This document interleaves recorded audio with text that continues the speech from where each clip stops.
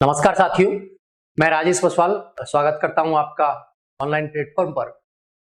आज हम सिंधु सभ्यता का अध्ययन करेंगे। पूर्व के वीडियो में जो हमने देखा उसमें देखा हमने सिंधु सभ्यता की खोज, सिंधु सभ्यता का नामकरण, सिंधु सभ्यता का विस्तार, उसकी सामान्य विशेषताओं की चर्चा हमने की।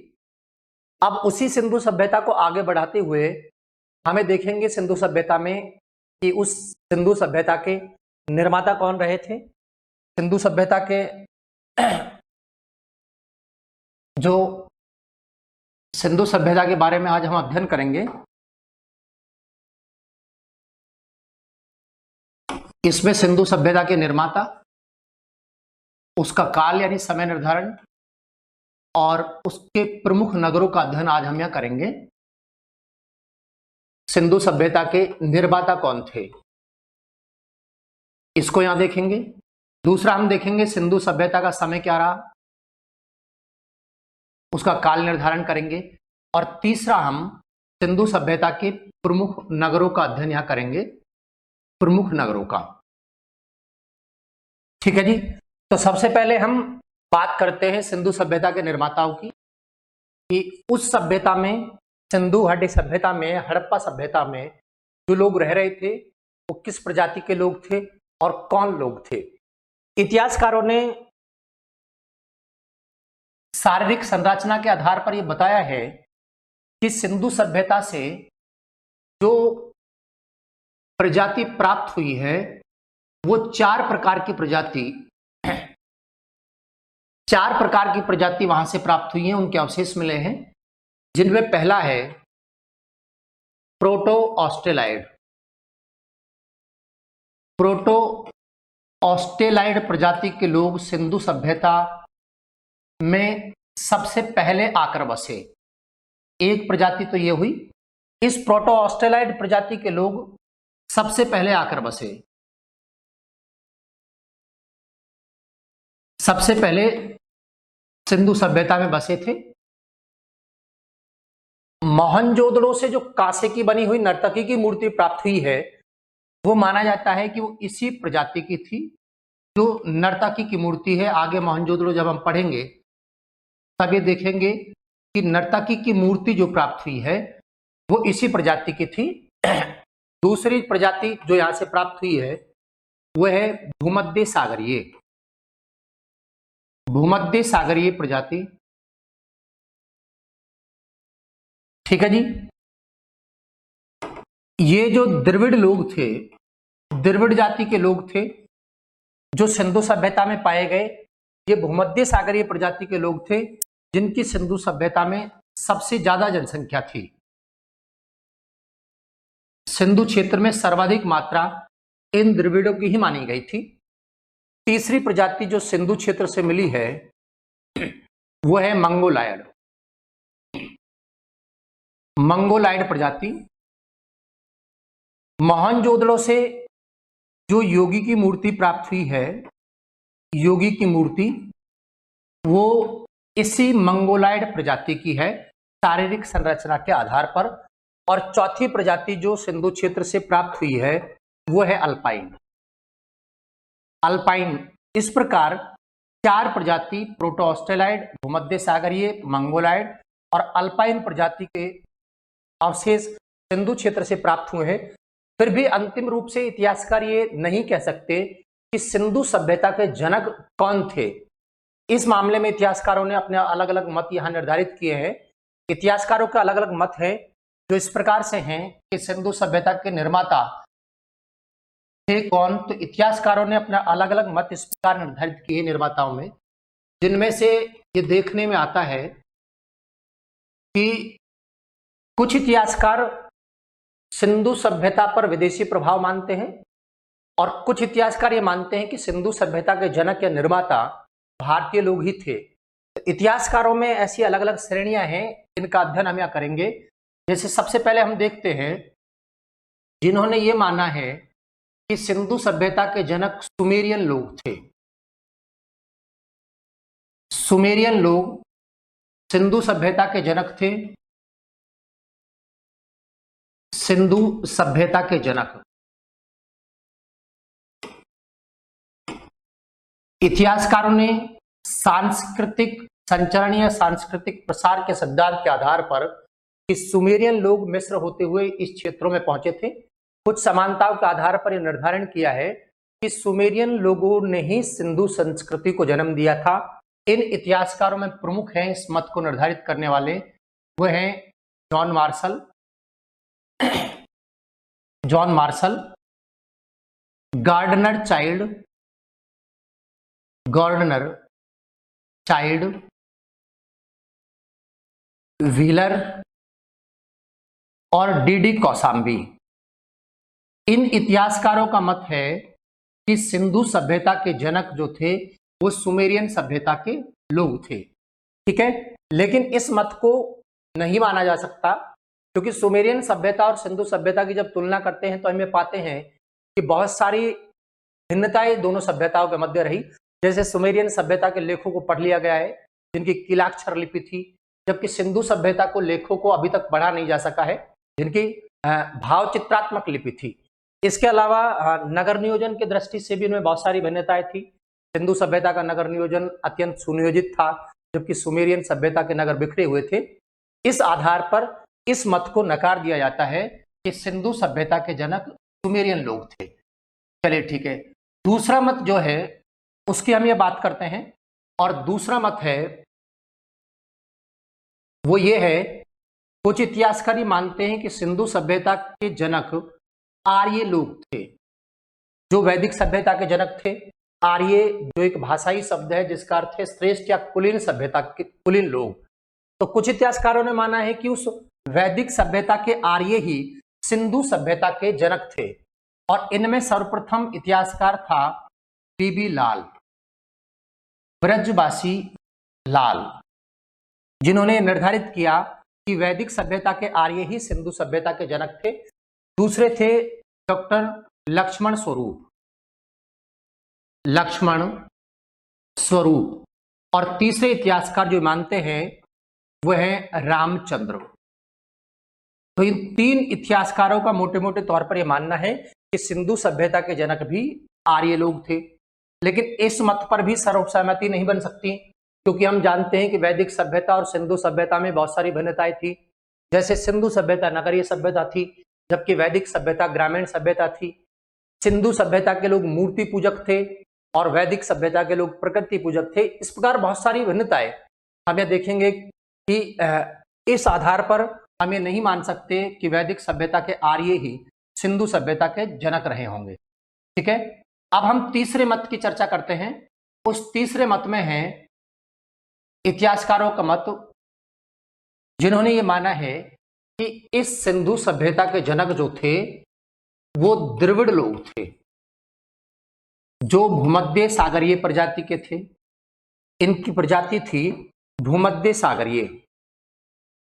अभी हमने ऊपर इसको देखा है, तो भूमध्य सागरीय प्रजाति के द्रविड़ लोग सिंधु सभ्यता के जनक माने गए, और ऐसा मानने वाले इतिहासकार जो थे वो थे राखल दास बनर्जी, आर.डी. बनर्जी, और दूसरे इतिहासकार सुनीति कुमार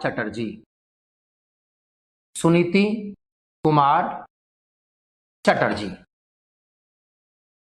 तो इस प्रकार अधिकतर इतिहासकारों का यह मत है कि सिंधु सभ्यता के जनक ये द्रविड़ लोग ही थे। शारीरिक संरचना के आधार पर जिनके बारे में कहा जाता है कि द्रविड़ लोग कद के छोटे थे, सर बड़ा था, बाल घुंघरालू थे, नाक छोटी थी, ठीक है, आंखें छोटी थी, रंग के काले थे। इस आधार पर प्राप्त अवशेषों के आधार पर यह कहा कि सिंधु सभ्यता के जनक द्रविड़ ही रहे होंगे।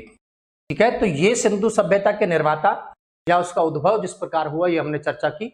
इसके बाद में हम देखते हैं सिंधु सभ्यता का काल या समय निर्धारण।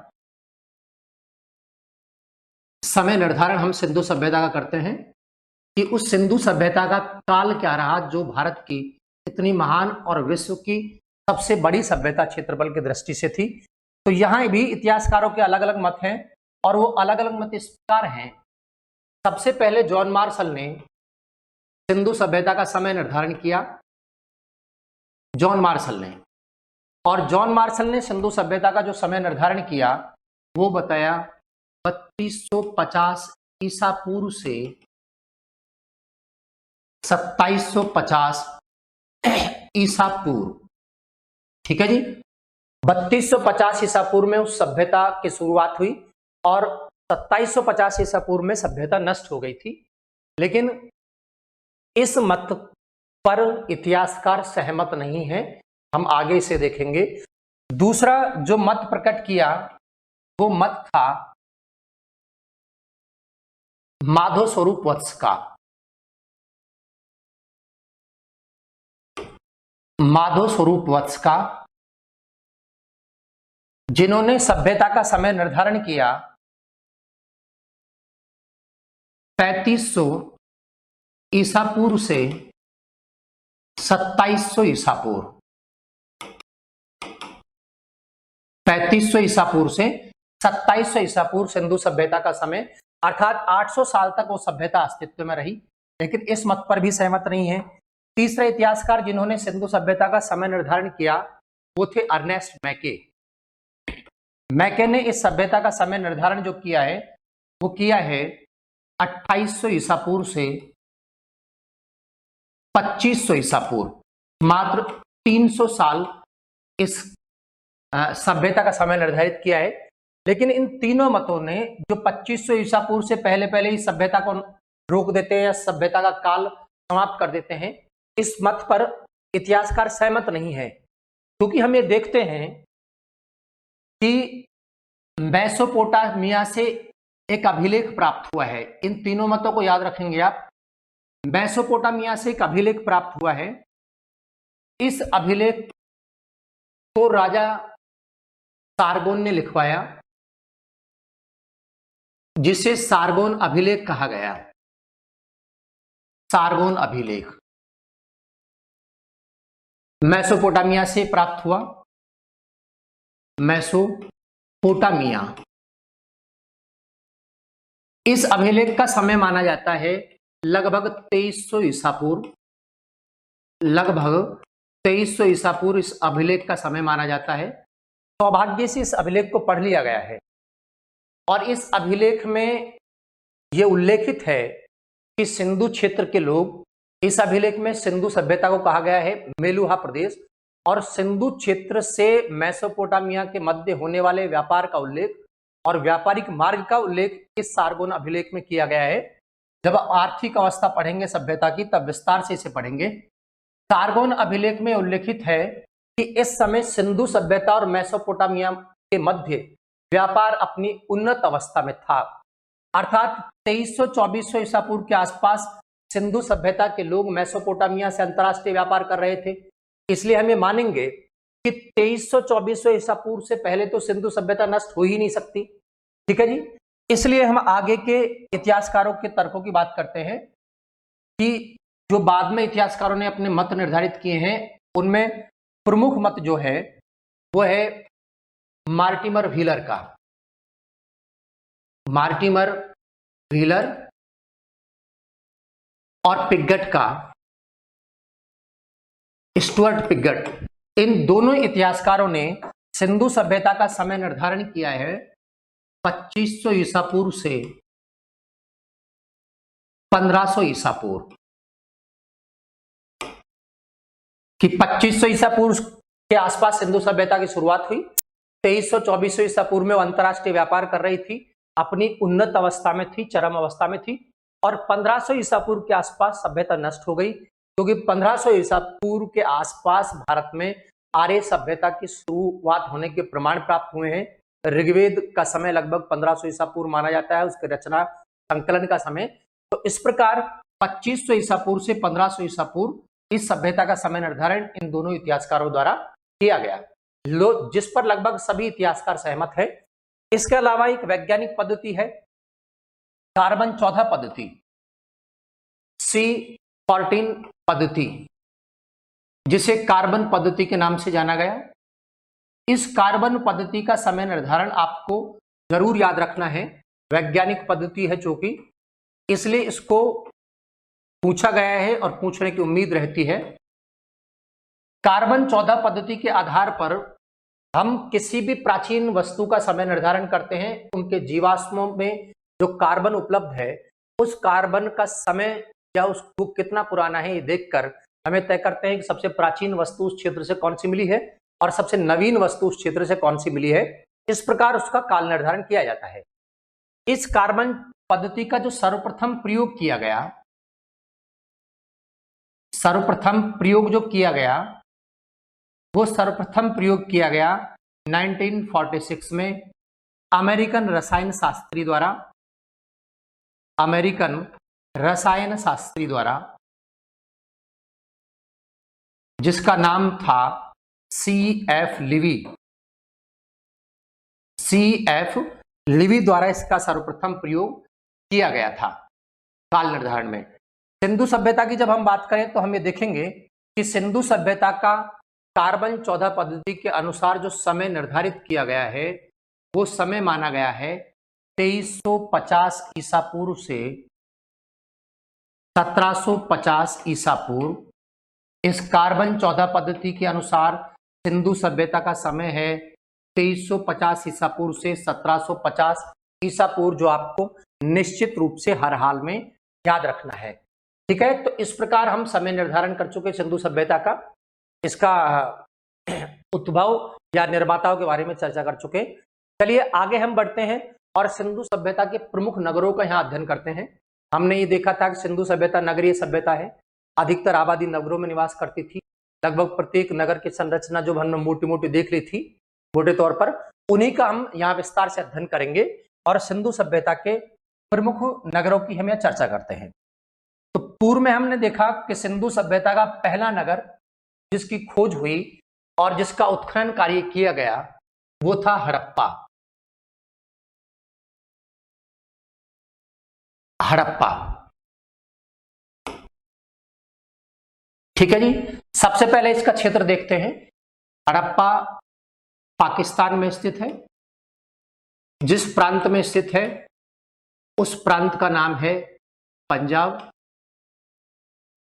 पंजाब प्रांत में पाकिस्तान में, और जिला है मांटगोमरी। मांटगोमरी या साहिवाल डिस्ट्रिक्ट, ठीक है जी। अच्छा, मैंने कहा सिंधु सभ्यता का प्रत्येक नगर किसी न किसी नदी के तट पर था और ये नदी थी जिसके तट पर हड़प्पा स्थित था, रावी नदी। अब आपको यहां देखना है, कई बार ये पूछा गया है प्रश्न कि हड़प्पा रावी नदी के बाएं तट या दाएं तट या उत्तर या दक्षिण दिशा में, या मोहनजोदड़ो के बारे में भी पूछा गया है। विशेषकर हड़प्पा और मोहनजोदड़ो को आपको ये याद रखना है कि नदियों के कौन से तट पर स्थित थे, ठीक है, या कालीबंगा में से पूछ लिया जाता है। तो रावी नदी के बाएं तट पर, रावी नदी के बाएं तट पर हड़प्पा की स्थिति थी, ठीक है। चित्र में हमें यहां इस प्रकार देख सकते हैं, रावी नदी के बाएं तट पर हड़प्पा स्थित था। ये चित्र है यहां सिंधु सभ्यता का, ये चित्र है। देखिए, हम हड़प्पा के बारे में चर्चा कर रहे हैं। ये हड़प्पा, हड़प्पा इस रावी नदी के तट पर स्थित है। ये रावी नदी, और हड़प्पा की जो स्थिति है वो स्थिति है ये रावी नदी के, रावी का प्रवाह क्षेत्र है इधर से इधर, इधर से इधर जब आ रहे हैं तब ये हुआ बाएं तट पर, ठीक है। दूसरी जब हम मोहनजोदड़ो देखेंगे तो मोहनजोदड़ो देखिए, इस मोहनजोदड़ो सिंधु नदी के तट पर, और सिंधु का प्रवाह क्षेत्र ये था, इधर से आते हुए, इधर से आते हुए ये सिंधु है और मोहनजोदड़ो स्थित है यहां। इस प्रकार हड़प्पा तो हुआ रावी के बाएं तट पर अर्थात दक्षिण में, और मोहनजोदड़ो हुआ सिंधु के दाएं तट पर अर्थात उत्तर में, ठीक है। चनहूदड़ो सिंधु के बाएं तट पर है। तो इस प्रकार से हमें याद रखना है कि रावी नदी का प्रवाह क्षेत्र ऊपर से नीचे की तरफ है। इस प्रकार इस दिशा में जब हम चलते हैं तो ये बायां तट, इस प्रकार सिंधु का प्रवाह क्षेत्र भी ये ऊपर से नीचे की तरफ है। इस हिसाब से मोहनजोदड़ो ऊपर की तरफ है, सिंधु के दाएं तट पर, ठीक है जी। अच्छा, तो रावी के बाएं तट पर या रावी के दक्षिण दिशा में हड़प्पा स्थित था। क्लियर यहां तक। अब हम ये देखते हैं कि सिंधु सभ्यता के सर्वप्रथम नगर जिसकी खोज हुई वो हड़प्पा था, और ये खोज हो चुकी थी 1826 ईस्वी में चार्ल्स मैसन द्वारा। हमने पूर्व में भी इसका उल्लेख कर दिया है। चार्ल्स मैसन नामक व्यक्ति ने हड़प्पा नामक टीले की खोज की थी। इसके पश्चात इसके उत्खनन की बात करें तो हड़प्पा का जो उत्खनन हुआ, सर्वप्रथम उत्खनन हड़प्पा में हुआ, और उत्खनन हुआ इसका 1921 ईस्वी में, और उत्खनन जॉन मार्शल के निर्देशन पर दयाराम साहनी के नेतृत्व में, जॉन मार्शल के निर्देश पर दयाराम साहनी के जॉन मार्शल के निर्देश पर दयाराम साहनी के नेतृत्व में इसका उत्खनन कार्य हुआ। ठीक है, ये उसकी स्थिति, हड़प्पा की स्थिति के बारे में हम बात करते हैं। अब उसकी सामान्य चर्चा नगर की किस प्रकार का था, तो हड़प्पा के बारे में इतिहासकारों का मत है, इतिहासकारों ने हड़प्पा को कहा है कि हड़प्पा को तोरण द्वार वाला नगर और अर्ध औद्योगिक नगर सिंधु सभ्यता का कहा है। हड़प्पा के बारे में कहा गया है इसे, इसके उपनाम है, उपनाम हड़प्पा के तोरण द्वार वाला नगर, तोरण द्वार वाला नगर, और दूसरा है अर्ध औद्योगिक नगर, सिंधु सभ्यता का अर्ध औद्योगिक नगर हड़प्पा को कहा गया है। ठीक है, यहां तक क्लियर है। तो ये हड़प्पा के बारे में चर्चा कर रहे थे। अब यहां से उत्खनन में जो जो सामग्री प्राप्त हुई, जो अवशेष प्राप्त हुए, हम वही अवशेष यहां लिखेंगे और देखेंगे जो परीक्षा की दृष्टि से महत्वपूर्ण है। वरना तो बहुत सारे अवशेष सिंधु क्षेत्र में प्राप्त हुए, लेकिन हम केवल उन्हीं अवशेषों को यहां देखेंगे जो परीक्षा में पूछे जा चुके हैं या पूछने की जिनकी उम्मीद है। तो हम सीधे अब यहाँ के प्राप्त अवशेष देखते हैं सिंधु सभ्यता के, कौन कौन से अवशेष हड़प्पा से प्राप्त हुए थे। प्राप्त अवशेष,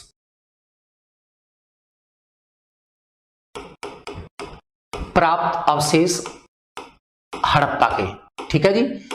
और उनमें भी सबसे इंपॉर्टेंट आपको याद रखना है, पहले जो मैं अवशेष लिखूंगा वो सबसे महत्वपूर्ण अवशेष हैं जो आपको हर हाल में याद रखने हैं। सबसे पहले जिन अवशेषों की हम चर्चा करेंगे वो सबसे महत्वपूर्ण है। तो हम यहां देखेंगे गेहूं और जौ के अवशेष, गेहूं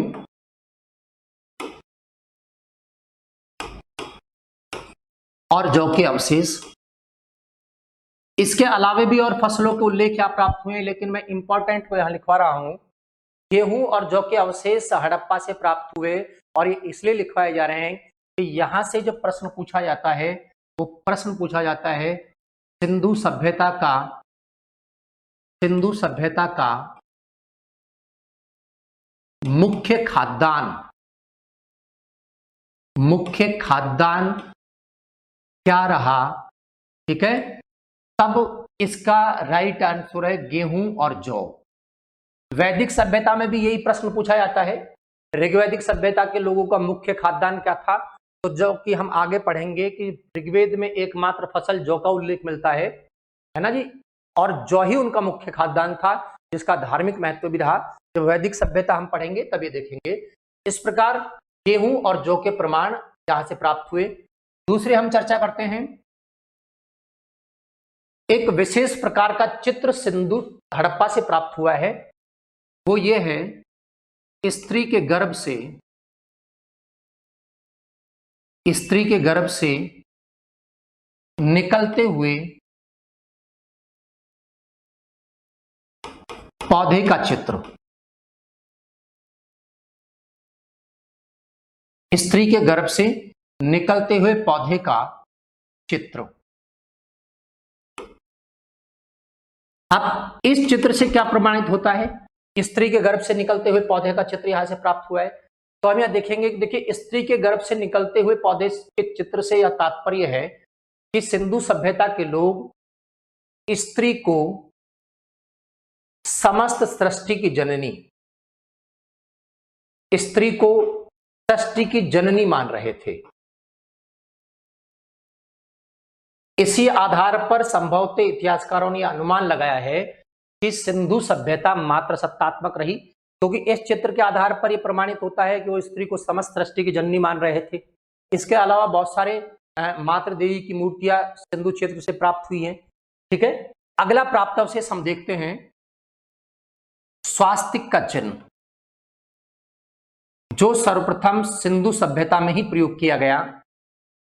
भारतीय धार्मिक संस्कृति में स्वास्तिक का चिन्ह, शिवलिंग की पूजा, ये सब सिंधु सभ्यता की देन है और यह स्वास्तिक का चिन्ह सर्वप्रथम सिंधु सभ्यता के लोगों द्वारा प्रयोग किया गया।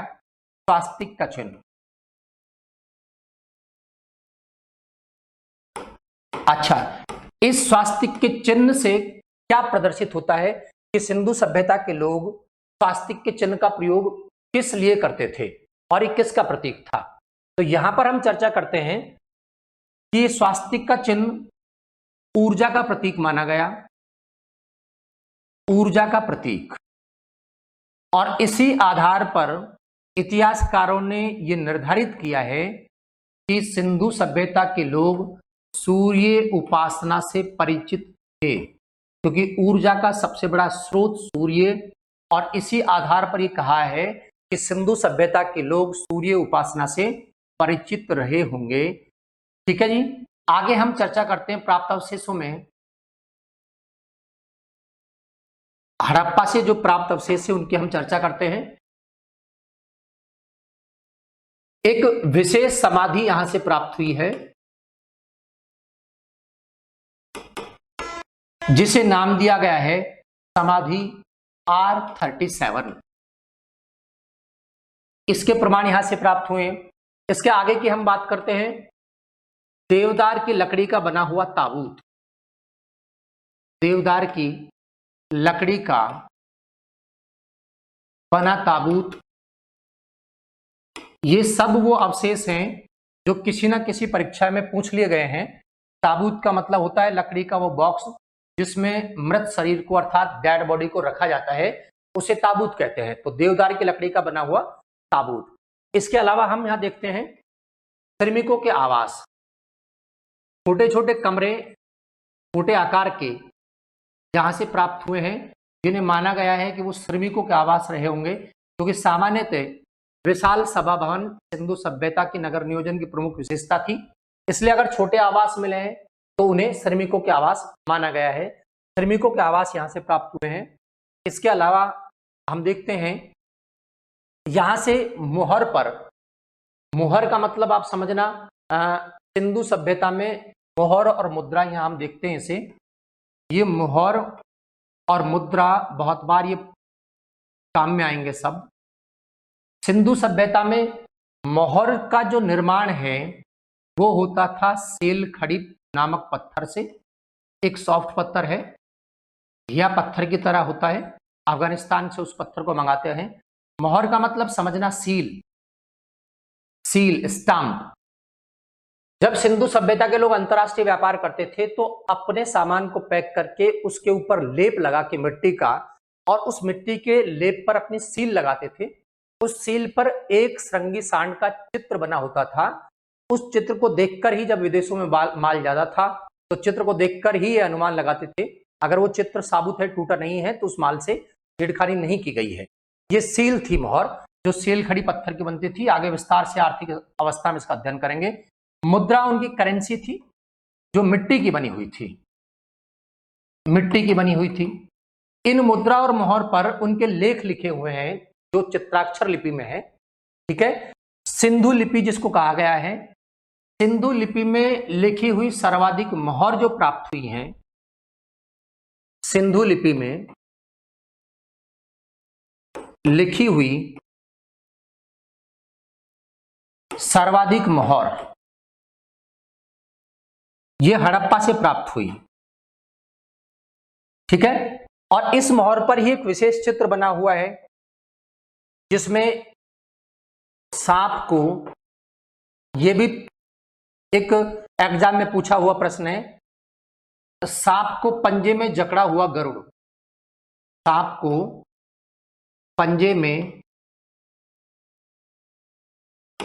जकड़ा हुआ गरुड़,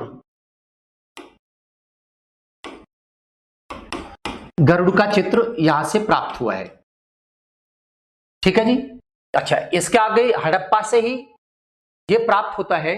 हड़प्पा से नरबली के प्रमाण भी प्राप्त होते हैं। सामान्यतः पशु बलि का वहां प्रचलन था, लेकिन नरबली के प्रमाण भी एक मोहर पर बने हुए चित्र के माध्यम से यहां से प्राप्त होते हैं। नरबली के प्रमाण हड़प्पा से प्राप्त होते हैं। इसके अलावा तांबे का बना हुआ दर्पण, तांबे का बना दर्पण यहां से प्राप्त होता है। ये हुए हड़प्पा से प्राप्त अवशेष। और मुख्य रूप से हड़प्पा से प्राप्त अवशेषों में आपको याद रखना है, मैंने पहले ही कहा, एक तो स्त्री के गर्भ से निकलते हुए पौधे का चित्र, स्वास्तिक का चिन्ह और गेहूं और जौ के प्रमाण, क्योंकि वो सिंधु सभ्यता के लोगों का मुख्य खाद्यान्न था। इसके अलावा एक और यहां देख लेते हैं, इसको कई बार पूछ लिया गया है पुलिस के पेपर में, तो यह है सोने का बना हुआ हार। सोने का बना हुआ हार यहां से प्राप्त हुआ है। तो ये थे हड़प्पा से प्राप्त होने वाले प्रमुख अवशेष। हड़प्पा से प्राप्त होने वाले प्रमुख अवशेषों की सूची यह है, आप इसका स्क्रीनशॉट ले सकते हैं। प्राप्त अवशेषों की सूची यह है, आप इसका स्क्रीनशॉट ले लें, लिखने के बजाय आपको सुविधा रहेगी। तो ये हुई हड़प्पा की जानकारी। इसके बाद में हम चर्चा करते हैं आगे मोहनजोदड़ो, जो सिंधु सभ्यता का दूसरा प्रमुख नगर था, जिसका उत्खनन कार्य हुआ। क्षेत्रफल की दृष्टि से सिंधु सभ्यता का सबसे बड़ा नगर मोहनजोदड़ो। अब हम यह चर्चा करते हैं मोहनजोदड़ो। ठीक है जी, मोहनजोदड़ो। मोहनजोदड़ो, मोहनजोदड़ो के बारे में जैसे हमने अभी देखा कि मोहनजोदड़ो भी पाकिस्तान में स्थित सिंधु नदी के दाहिने तट पर मोहनजोदड़ो स्थित था। मोहनजोदड़ो की स्थिति के बारे में जब हम चर्चा करें तो हमने देखेंगे कि पाकिस्तान में स्थित था मोहनजोदड़ो। जिस प्रांत में वो स्थित था उस प्रांत का नाम था सिंध प्रांत, और जिला था लरकाना। पाकिस्तान के लरकाना जिले में सिंध प्रांत में मोहनजोदड़ो स्थित था। सिंधु सभ्यता का दूसरा महत्वपूर्ण नगर, क्षेत्रफल की दृष्टि से सबसे बड़ा नगर मोहनजोदड़ो।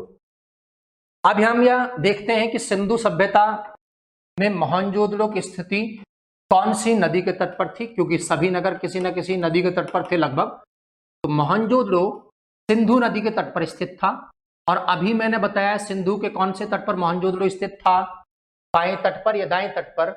हमने चित्र में यहां देखा था कि मोहनजोदड़ो सिंधु नदी के कौन से तट पर स्थित था। ये रही सिंधु नदी और ये उत्तर दिशा में मोहनजोदड़ो। तो ये मोहनजोदड़ो सिंधु के दाएं तट पर, क्योंकि प्रवाह क्षेत्र इधर से इधर है इसका, तो मोहनजोदड़ो है सिंधु के दाएं तट पर या उत्तर दिशा में। ठीक है, तो सिंधु नदी के दाएं तट पर या उत्तर दिशा में मोहनजोदड़ो स्थित था। सिंधु के दाएं तट पर या उत्तर दिशा में मोहनजोदड़ो की स्थिति थी। अब हम उत्खनन की बात करते हैं कि सिंधु सभ्यता में मोहनजोदड़ो का जो उत्खनन हुआ, वो उत्खनन हुआ, हमने पूर्व में भी इसका उल्लेख किया, उत्खनन हुआ 1922 में जॉन मार्शल साहब के निर्देश पर ही। और उत्खनन करने वाला व्यक्ति था राखलदास बनर्जी। राखलदास बनर्जी के नेतृत्व में यह उत्खनन कार्य हुआ मोहनजोदड़ो में। तो ये मोहनजोदड़ो की स्थिति और उसका उत्खनन कार्य का उल्लेख।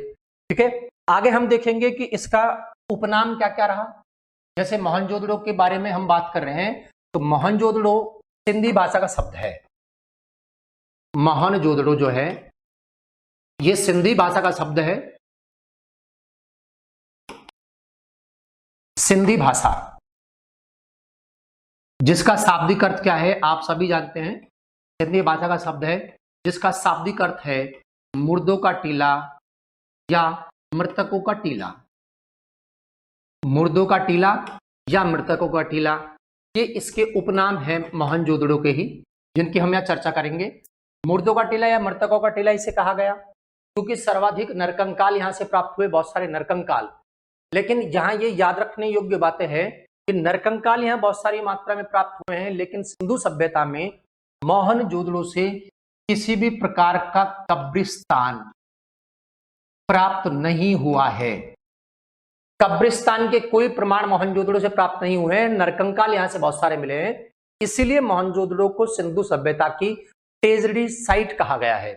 ठीक है जी, आगे हम देखते हैं कि सिंधु सभ्यता मोहनजोदड़ो का ही जो दूसरा नाम है, उपनाम, इसे कहा गया है स्तूप टीला। स्तूप टीला। अब हम स्तूप की बात कर लेते हैं। यहां स्तूप टीला इसे क्यों कहा गया है? स्तूप बौद्ध धर्म से संबंधित स्थलों को कहा जाता है। बौद्ध धर्म से संबंधित, बौद्ध धर्म का अध्ययन के दौरान हम इसे विस्तार से देखेंगे। बौद्ध भिक्षुओं के शवों पर जो उल्टे कटोरे की आकृति की इमारत बनाई जाती थी, इस प्रकार की बौद्ध भिक्षुओं के शवों पर, अर्थात बौद्ध भिक्षुओं के समाधि गृह को कहा जाता है स्तूप। यहां पर इस मोहनजोदड़ो में कनिष्क शासक कनिष्क ने, जो कुषाण वंश का था, कुषाण वंश के शासक कनिष्क ने बहुत सारे स्तूपों का निर्माण करवाया था। कनिष्क वही जिसने शक संवत चलाया था, ठीक है, चतुर्थ बौद्ध संगीति का आयोजन करवाया था, उसी कनिष्क की हम यहाँ बात कर रहे हैं। कनिष्क ने यहाँ स्तूपों का निर्माण करवाया था, जिनके प्रमाण यहाँ से प्राप्त हुए हैं, इसलिए इसे कहा गया है स्तूप टीला। तीसरे अगले उपनाम की हम यहाँ बात करते हैं, इसे कहा गया है सिंध का बाग। सिंध का बाग मोहनजोदड़ो को, या सिंध का नखलिस्तान, सिंध का नखलिस्तान, ये इसी के उपनाम है। नखलिस्तान का मतलब है यहां हरे भरे क्षेत्र। हरे भरे क्षेत्र का उस नखलिस्तान कहा गया है क्योंकि हड़प्पा सिंधु नदी के तट पर था और सिंधु नदी के उपजाऊ क्षेत्र में होने के कारण वहां बहुत सारी हरियाली और फलदार वृक्ष थे, इसलिए इसे सिंध का बाग या सिंध का नखलिस्तान कहा गया। तो ये हुए मोहनजोदड़ो के उपनाम। ठीक है, आगे हम फिर इसकी चर्चा करते हैं कि हड़प्पा से प्राप्त होने वाले अवशेष कौन कौन से थे, उनकी हम यहां चर्चा कर लेते हैं। प्राप्त अवशेष, सॉरी, मोहनजोदड़ो से प्राप्त अवशेष मोहनजोदड़ो के कौन कौन से थे? मोहनजोदड़ो के प्राप्त अवशेषों की हम यहां चर्चा करते हैं।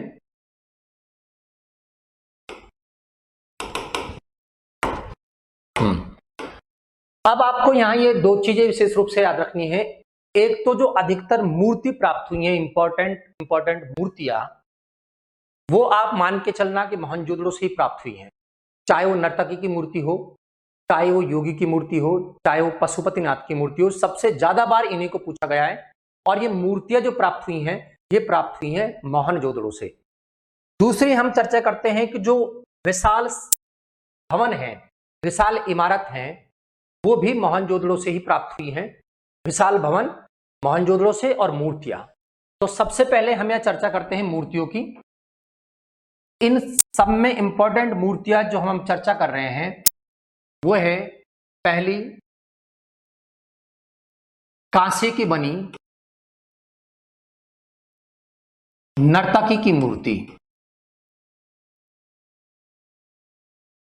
कांसे से बनी नर्तकी की मूर्ति। ठीक है, अच्छा, और दूसरी मूर्ति जो यहां से प्राप्त हुई,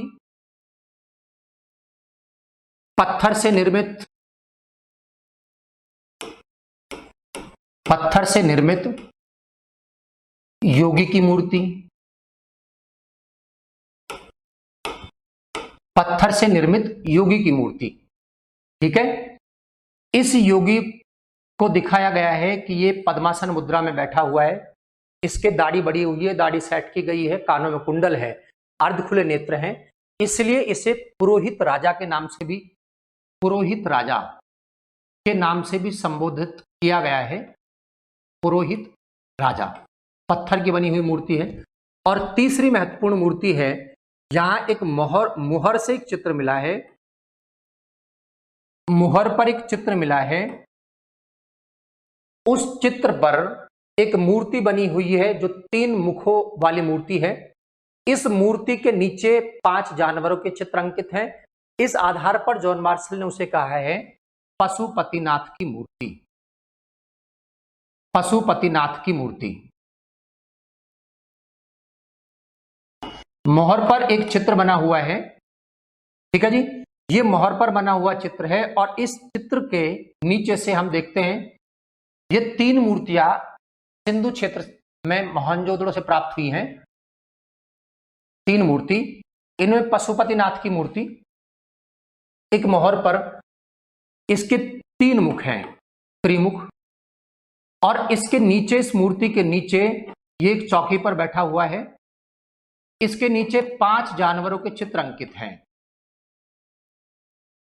इस मूर्ति के नीचे 5 जानवरों के चित्र अंकित हैं। वो जानवर है हाथी। दाएं तरफ जो चित्र है हाथी और व्याघ्र का अर्थात बाघ का। बाएं तरफ उस मूर्ति के जो चित्र हैं वो है गैंडा और वृषभ। गैंडा और वृषभ के चित्र बने हुए हैं और इनके नीचे बीच में मध्य में 2 हिरण हैं। इस प्रकार हिरण, हाथी, व्याघ्र, गैंडा और वृषभ के चित्र इस मूर्ति के नीचे बने हुए हैं। इसी आधार पर कहा है जॉन मार्शल ने इसे पशुपतिनाथ, और जॉन मार्शल ने इसका नामकरण दिया आदि शिव। जॉन मार्शल ने इस पशुपतिनाथ को कहा आदि शिव या आदि शिव, अर्थात शिव का प्रारंभिक नाम इसे दिया गया। तो ये 3 मूर्तियों की चर्चा हम यहाँ कर रहे हैं जो इंपॉर्टेंट है, जिसको हम इस प्रकार देख लेते हैं। देखिए 3 मूर्ति हड़प्पा से प्राप्त हुई हैं। ये 3 मूर्तियां ये है कांसे की बनी नर्तकी, पत्थर से निर्मित योगी की मूर्ति और मोहर से पशुपतिनाथ की मूर्ति। ये मूर्तियां जो है मोहनजोदड़ो से प्राप्त हुई हैं। ये इस प्रकार मैं चित्र में आपको बता देता हूं। चित्र देखकर ही आप समझ सकते हैं कि जो ये मूर्ति है इसे कहा गया है पुरोहित राजा। पुरोहित राजा, कंधे पर ओढ़ा हुआ शॉल, बाएं कंधे के ऊपर से निकलता हुआ दाढ़ी, कानों में कुंडल है, अर्ध खुले नेत्र हैं। इसे कहा गया योगी की मूर्ति। योगी की मूर्ति, ठीक है जी, जो पत्थर की बनी हुई है। दूसरी ये जो मूर्ति है ये है नर्तकी की मूर्ति, जिसका एक हाथ कमर पे है, ठीक है। नर्तकी की मूर्ति है, एक हाथ ऊपर है। ये नर्तकी की मूर्ति है जो कांसे की बनी हुई है। और तीसरी है ये एक मोहर पर, जो टूटी हुई मोहर है, इस मोहर पर ये चित्र देखिए बना हुआ है। इस चित्र के नीचे ये पशु अंकित है। एक चौकी पर ये योगासन मुद्रा में पद्मासन में बैठा हुआ है। पशु इसके नीचे अंकित है। ये आधा हिस्सा इस मोहर का टूट गया है। इसी आधार पर इसे पशुपतिनाथ अर्थात पशुओं का स्वामी कहा गया और जॉन मार्शल ने इसे आद्य शिव या शिव का प्रारंभिक रूप माना। तो ये योगी की मूर्ति, ये नर्तकी की मूर्ति और ये है पशुपतिनाथ की मूर्ति, ठीक है। अब यहां पशुपतिनाथ की मूर्ति में, पशुपतिनाथ की मूर्ति, यहां पर यह प्रश्न बनता है, पशुपतिनाथ की मूर्ति, यहां पर यह प्रश्न देखिए हम देख लेते हैं कि मूर्ति पूजा की बात करें तब यहां से क्वेश्चन बनता है, भारत में सर्वप्रथम मूर्ति पूजा किस देवता की हुई? किस देवता की हुई? ऑप्शन में है आपके पास शिव, बी में है बुद्ध, डी में है विष्णु, सी में है विष्णु और डी में है महावीर। भारत में सर्वप्रथम मूर्ति पूजा किस देवता की गई? तब आपको याद रखना है शिव। शिव का प्रारंभिक नाम था पशुपतिनाथ और पशुपतिनाथ के रूप में उस सिंधु सभ्यता से ही पूजे गए, ठीक है। तो इस प्रकार सर्वप्रथम मूर्ति पूजा शिव के प्रारंभ हुई। लेकिन प्रश्न जब ये हो कि भारत में आदमकद मूर्ति किस देवता की पूजी गई? आदमकद मूर्ति किसकी पूजी गई? अब आदमकद से यहां अर्थ समझना, आदमकद का मतलब है आदमी के आकार की मूर्ति। आदमकद मूर्ति किसकी पूजी गई? और आदमी के आकार की जो मूर्ति पूजी गई वो पूजी गई बुद्ध की। कनिष्क ने सर्वप्रथम गांधार कला शैली में बुद्ध की आदमकद मूर्तियों का निर्माण करवाया और आदमकद मूर्ति सबसे पहले जिसकी पूजी गई भारतीय इतिहास में वो थे बुद्ध। ठीक है, तो ये हुआ मूर्तियों के अवशेष। इसके अलावा हम आगे बढ़ते हैं और देखते हैं मोहनजोदड़ो में प्राप्त होने वाले अन्य विशाल इमारतें या सामूहिक इमारतें। अगला जो प्राप्त अवशेष है, चलिए आगे हम देखते हैं सामूहिक स्नानागार। सामूहिक स्नानागार जो मोहनजोदड़ो से प्राप्त हुआ।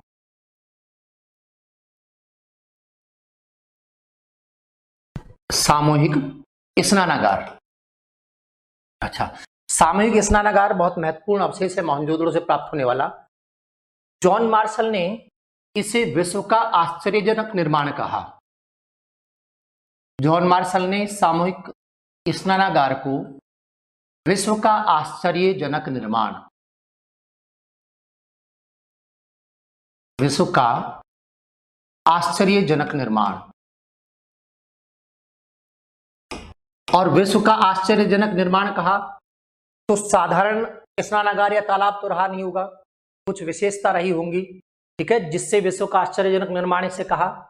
इसी को कौशाम्बी ने, दामोदर धर्मानंद कौशाम्बी ने इस सामूहिक स्नानागार की तुलना की है कमल ताल से या पुष्कर से। तो संस्कृत साहित्य में कमल ताल की कल्पना आती है, ठीक है, या पुष्कर से इस स्नानागार की तुलना उन्होंने की है। यानी ये था तो अद्वितीय ही, इसी के कारण इतिहासकार इसे ऐसा कह रहे थे। अब इस सामूहिक स्नानागार की हम बात कर लेते हैं, इसकी संरचना की यहां बात करते हैं। तो देखिए, सामूहिक स्नानागार में जब उसे विश्व का आश्चर्यजनक निर्माण कह रहे थे तो इसकी संरचना की यहां बात करते हैं। मोहनजोदड़ो से प्राप्त सामूहिक स्नानागार के उत्तर और दक्षिण दिशा में, उत्तर और दक्षिण दिशा में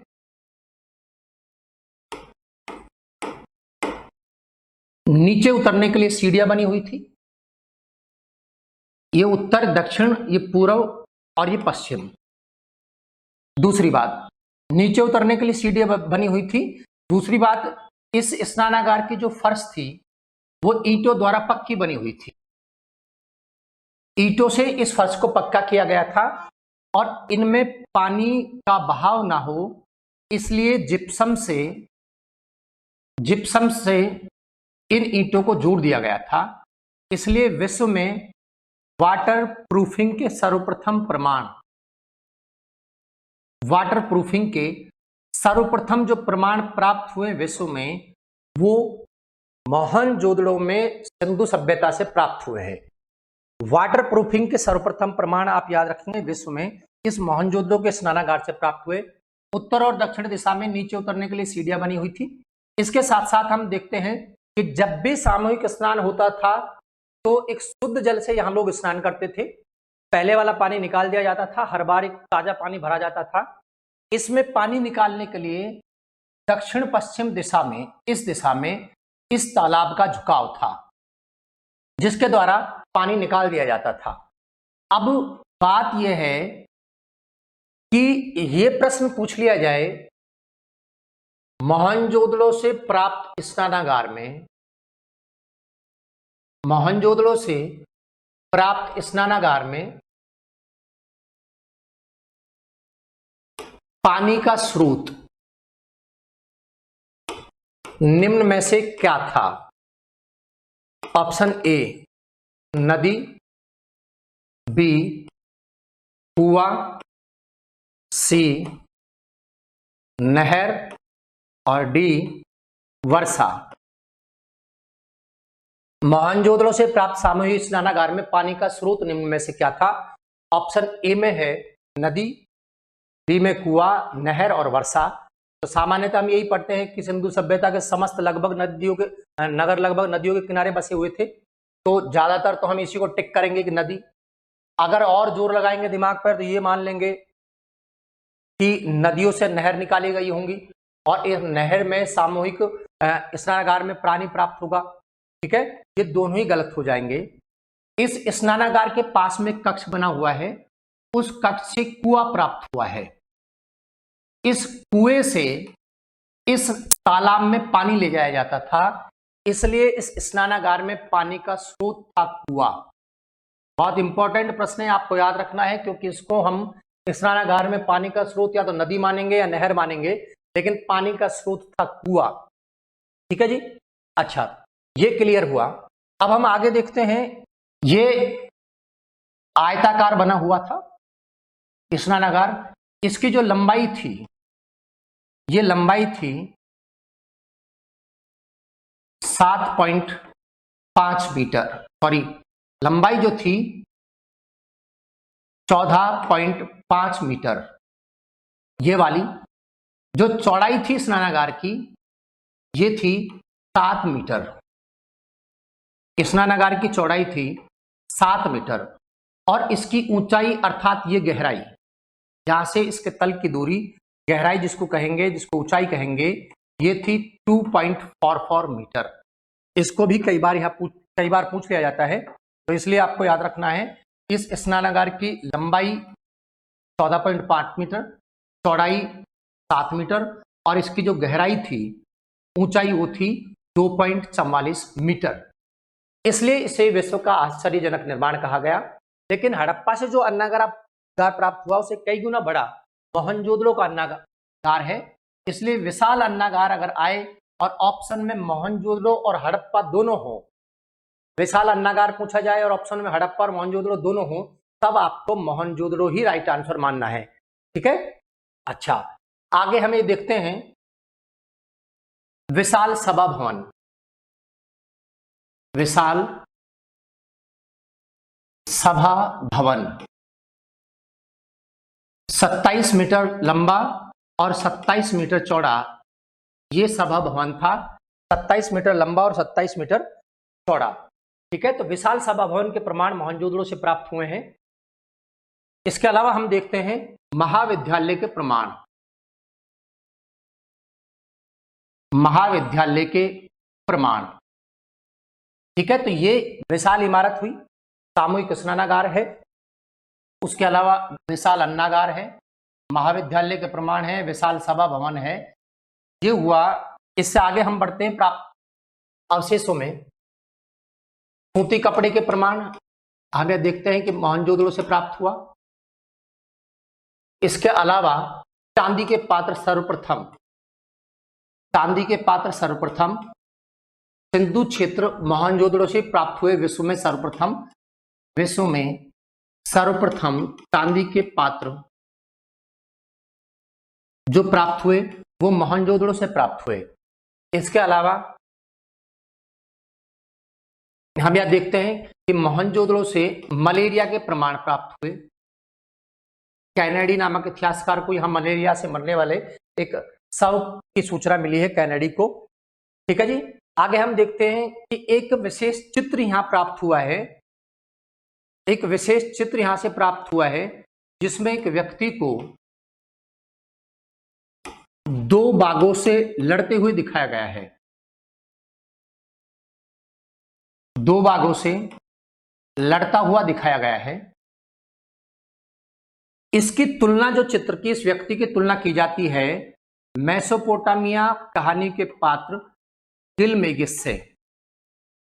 गिलमेगस जो मेसोपोटामिया की कहानी का एक पात्र है, उससे इसकी तुलना की जाती है। वो दो बाघों से लड़ रहा हुआ है, ऐसा वहां दिखाया गया है। इसी के साथ साथ यहां से एक और चित्र प्राप्त हुआ है मोहनजोदड़ो से। एक ही पंक्ति में 7 व्यक्ति खड़े हुए हैं। एक ही पंक्ति में 7 व्यक्ति खड़े हुए हैं और इन व्यक्तियों को सप्तऋषि माना गया है। सप्तऋषि, ठीक है जी। इसके अलावा यहां से सिंधु सभ्यता का सबसे बड़ा बटखरा यानी बाट यहां से प्राप्त हुआ है। तोलने के जो नाप की जो इकाई है जिसका वजन है 10.9 ग्राम, वो यहां से प्राप्त हुआ है मोहनजोदड़ो से। ठीक है, तो मोहनजोदड़ो से प्राप्त अवशेष ये हमें अब प्राप्त हुए हैं। जिन प्राप्त अवशेषों को हम यहाँ देख चुके हैं कि विशाल इमारतें हैं, इसके अलावा आपको मूर्ति याद रखनी है, सूती कपड़े के प्रमाण आपको याद रखने हैं, मलेरिया के प्रमाण यहाँ से प्राप्त हुए हैं। इस प्रकार के ये अवशेष आपको मोहनजोदड़ो से प्राप्त हुए हैं। ठीक है, ये दो नगर हुए। इसके साथ साथ हम देखते हैं कि मोहनजोदड़ो क्षेत्रफल की दृष्टि से सिंधु सभ्यता का सबसे बड़ा नगर माना गया। इसके बाद में हड़प्पा, इसके बाद में गनेड़ीवाल और फिर राखीगढ़ी और धौलावीरा, जिसको हम जब नगर नियोजन पढ़ेंगे तो विस्तार से पढ़ेंगे। ये हुआ अपना मोहनजोदड़ो। अब हम आगे बढ़ते हैं और आगे हम देखेंगे,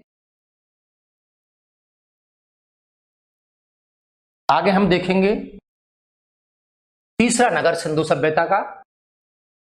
और तीसरे नगर की हम बात करते हैं तो नगर था कालीबंगा। सिंधु सभ्यता की तीसरी राजधानी जिसे कहा गया।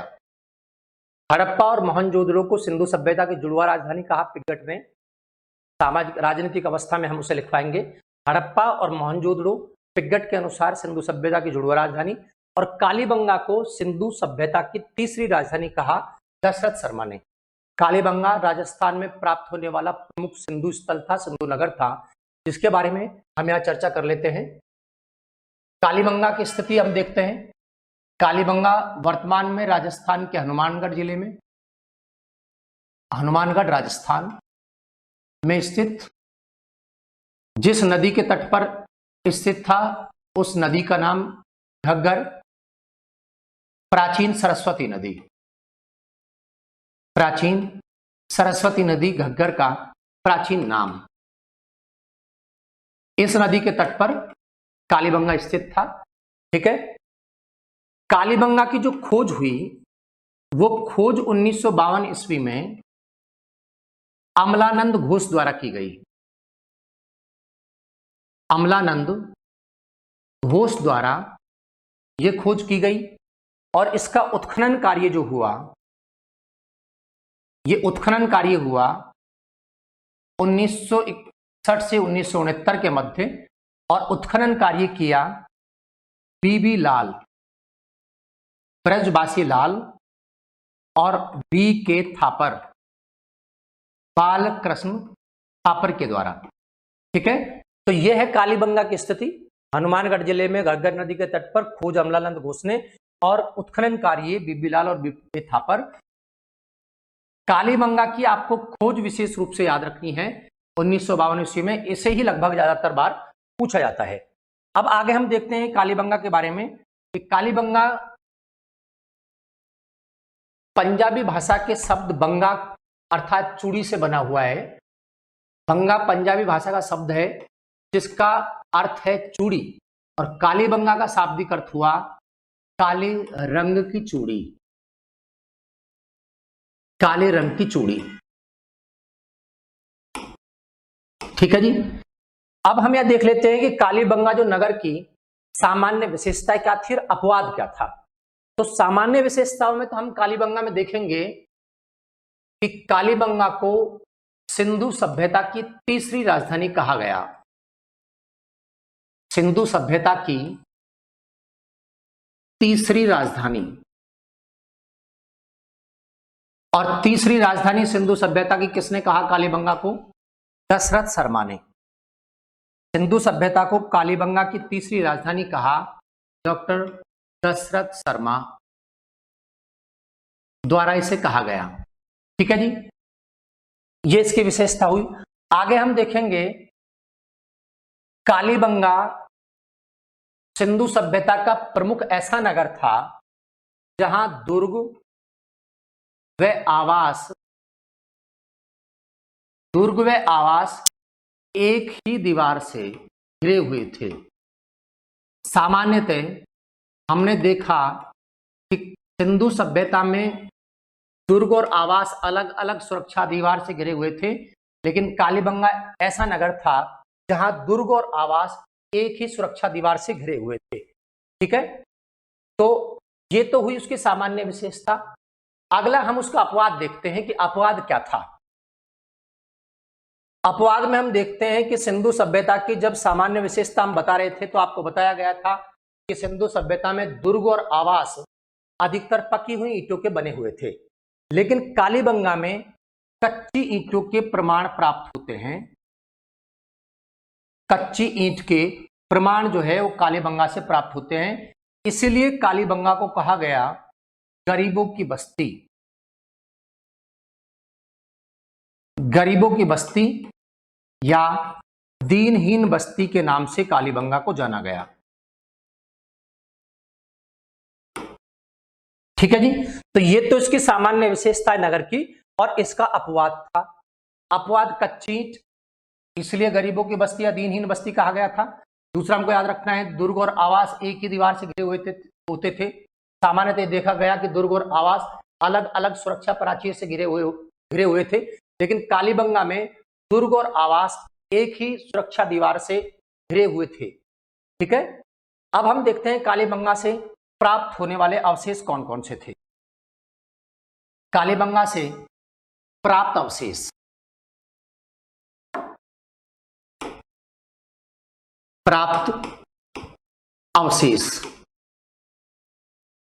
और प्राप्त अवशेषों में सबसे इंपॉर्टेंट जो है वो है, बहुत बार जिसे पूछा गया, विश्व में एकमात्र जुते हुए खेत के प्रमाण कहां से प्राप्त हुए। जुते हुए खेत के प्रमाण वो प्राप्त हुए कालीबंगा से। जुते हुए खेत के प्रमाण कालीबंगा से प्राप्त हुए, लेकिन ये चूंकि अब एक साधारण प्रश्न बन चुका, अब यहां से जो प्रश्न पूछा जाएगा वो प्रश्न है एक साथ दो फसल उगाने के प्रमाण। एक साथ दो फसल उगाने के प्रमाण।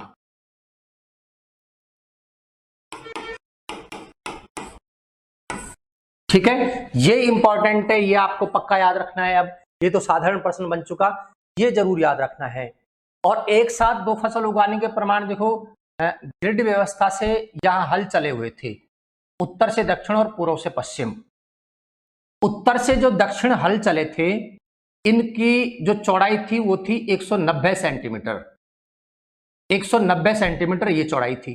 अच्छा, पूर्व से पश्चिम जो हल चले हुए थे ये थे 30 सेंटीमीटर। तो इस 30 सेंटीमीटर वाले में तो बोए जाते थे चने। 30 सेंटीमीटर वाले में यानी इधर से इधर तो बोए जाते थे, जहां वो चने हैं। और इस 190 सेंटीमीटर वाले में बोई जाती थी सरसों। तो इस प्रकार चना और सरसों दो फसलों को एक साथ उगाने के प्रमाण यहां से प्राप्त हुए हैं। एक साथ दो फसल उगाने के प्रमाण चना और सरसों। ठीक है जी, तो ये हुए एक साथ दो फसल उगाने के प्रमाण। अच्छा, आगे हम देखते हैं, अगले अवशेष की बात करें। कालीबंगा में भूकंप के साक्ष्य, भूकंप के एकमात्र साक्ष्य कालीबंगा से प्राप्त हुए। इंपॉर्टेंट है, आपको याद रखना है। इसके अलावा यहां से एक खोपड़ी प्राप्त हुई है जिसमें 6 छिद्र हैं। कालीबंगा से एक खोपड़ी प्राप्त हुई है जिसमें 6 छिद्र बने हुए हैं, और इसे माना गया है कि ये सर्जरी से ये लोग परिचित रहे होंगे, अर्थात शल्य चिकित्सा के प्रमाण। शल्य चिकित्सा के प्रमाण कालीबंगा से प्राप्त हुए हैं। यहां 6 छिद्र वाली एक बच्चे की खोपड़ी प्राप्त हुई है, जिसके आधार पर यह निर्धारित किया गया है कि कालीबंगा में शल्य चिकित्सा के प्रमाण यानी सर्जरी से वो लोग परिचित थे। इसके अलावा जब हम आगे चर्चा करेंगे तो एक और अपवाद पक्की सड़क यहां से प्राप्त हुई है। हालांकि सिंधु सभ्यता में कच्ची सड़क का निर्माण किया जाता था, लेकिन अपवाद स्वरूप कालीबंगा से ये पक्की सड़क के प्रमाण प्राप्त हुए हैं। ठीक है। इसके अलावा हम आगे बढ़ते हैं और देखते हैं अगले अवशेष को। ऊंट की अस्थियां,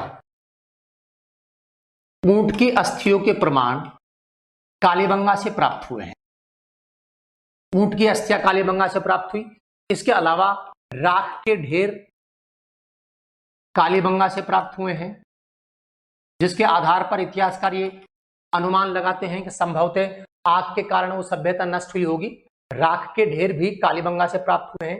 इसके अलावा जो प्राप्त हुए हैं कालीबंगा में, कालीबंगा में हाथी दांत से बनी हुई,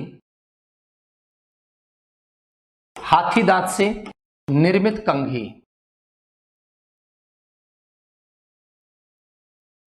अगले नगर की बात करते हैं और अगला नगर है वो है लोथल।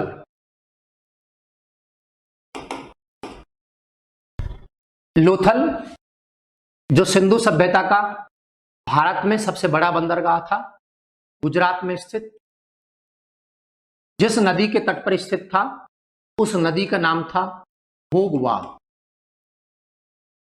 ठीक है, भोगवा नदी के तट पर लोथल स्थित था। इस लोथल का उत्खनन कार्य जो किया गया वो किया गया 1957 ईस्वी में एस.आर. राव द्वारा। एस.आर. राव, जिसे हम शॉर्ट में रंगनाथ राव भी कहते हैं, रंगनाथ राव, इनका पूरा नाम है शिकारीपुर रंगनाथ राव।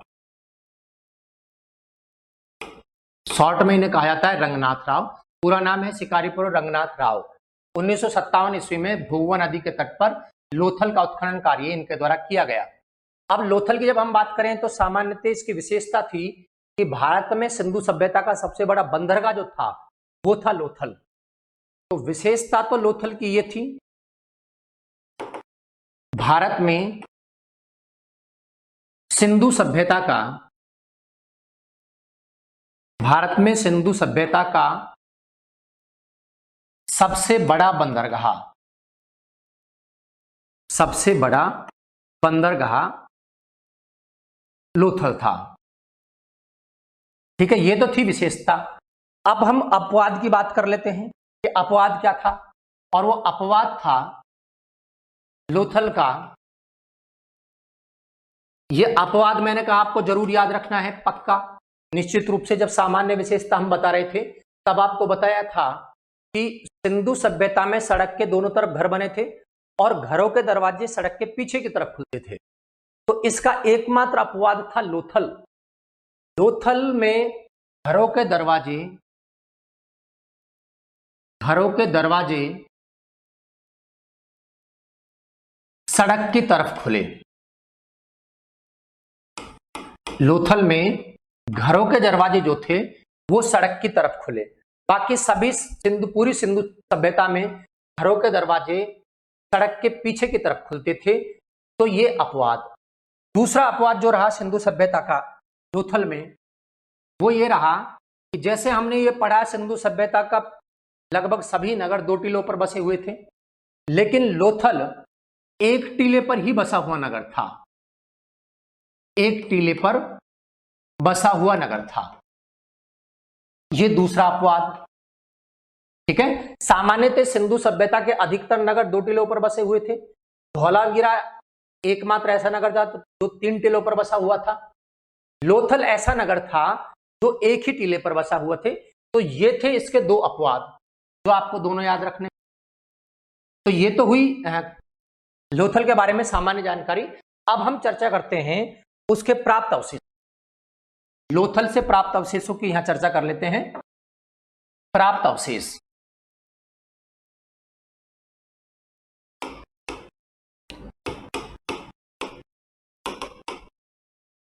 ठीक है। प्राप्त अवशेष में जैसा कि हमने देखा है कि लोथल भारत में सिंधु सभ्यता का सबसे बड़ा बंदरगाह था, इसलिए बंदरगाह के प्रमाण, बंदरगाह या डॉकयार्ड के प्रमाण,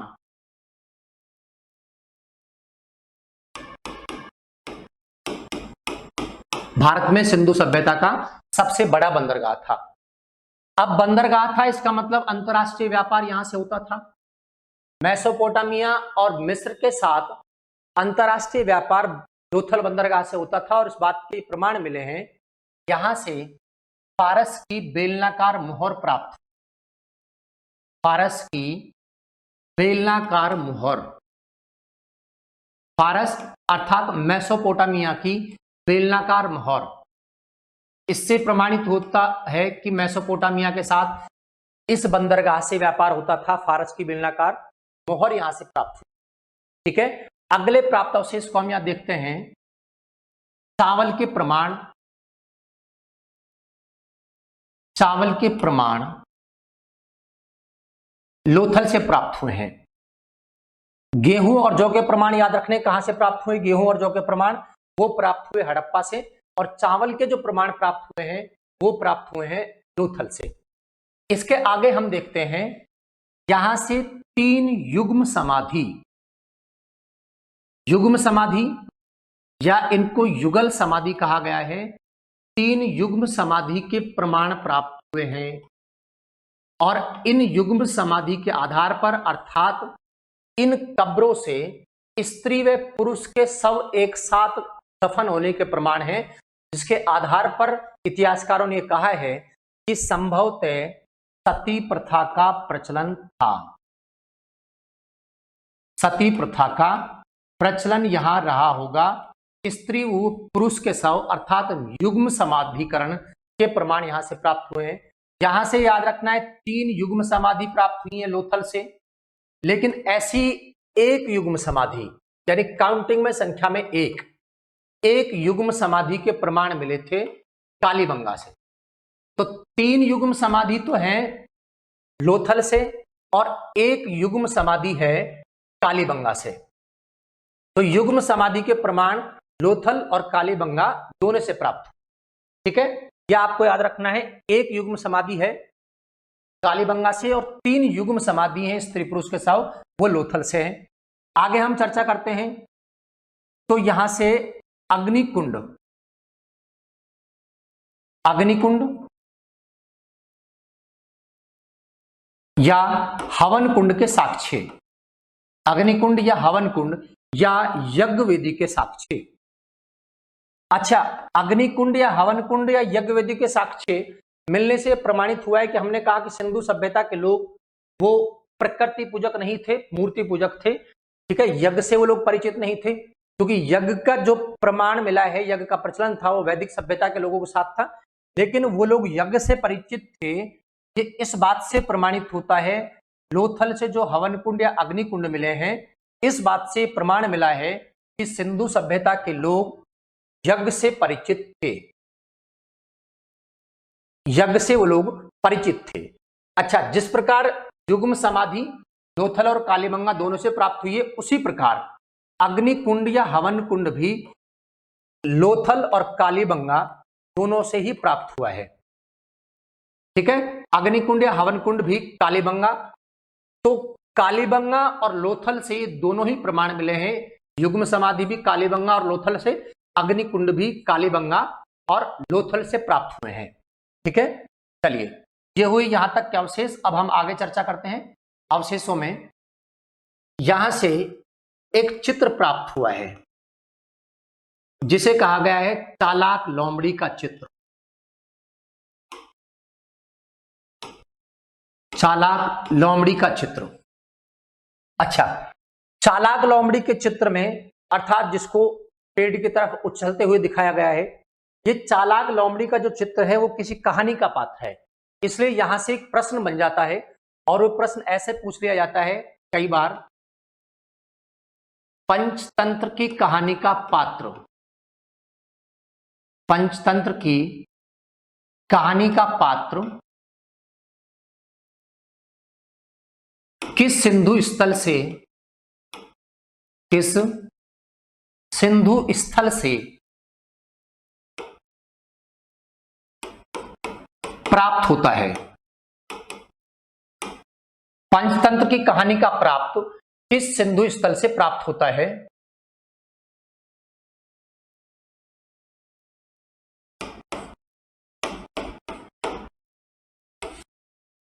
पंचतंत्र की कहानी का पात्र किस सिंधु स्थल से प्राप्त होता है?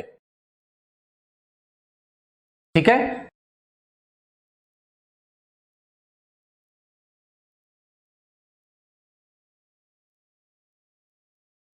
तो यहां से आपको याद रखना है। देखिए, पंचतंत्र की कहानी का पात्र किस सिंधु स्थल से प्राप्त होता है।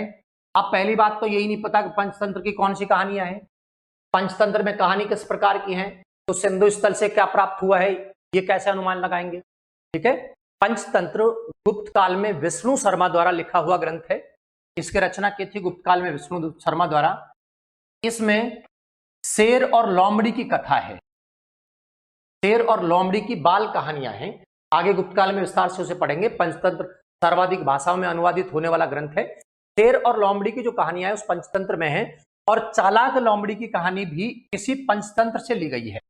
इसलिए चालाक लोमड़ी के चित्र के बारे में वो पूछ रहा है कि पंचतंत्र की कहानी का पात्र कहां से प्राप्त हुआ है, तो इसका आंसर होगा लोथल। पंचतंत्र की कहानी का पात्र लोथल से प्राप्त हुआ है। लोथल से बतख के सर्वाधिक चित्र, जिसको फाख्ता कहा गया, बतख के जो सर्वाधिक चित्र हैं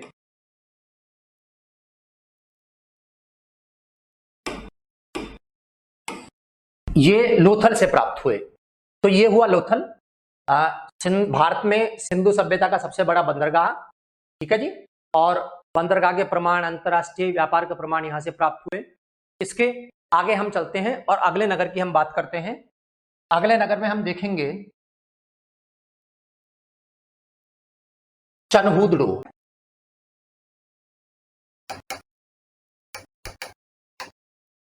चनहूदड़ो की हम यह बात कर लेते हैं। चनहूदड़ो जो पाकिस्तान में स्थित था,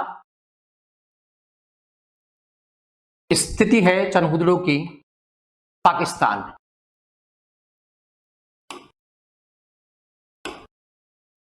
जिस नदी के तट पर था वो नदी थी सिंधु। अब हमें ध्यान से देखना है कि चनहूदड़ो में भी एक अपवाद था और एक विशेषता थी। तो सबसे पहले हम अपवाद की बात कर लेते हैं। चनहूदड़ो पाकिस्तान में सिंधु नदी के तट पर स्थित। इस चनहूदड़ो में जो अपवाद था वो अपवाद है चनहूदड़ो अदुर्गीकृत नगर था। अदुर्गीकृत नगर।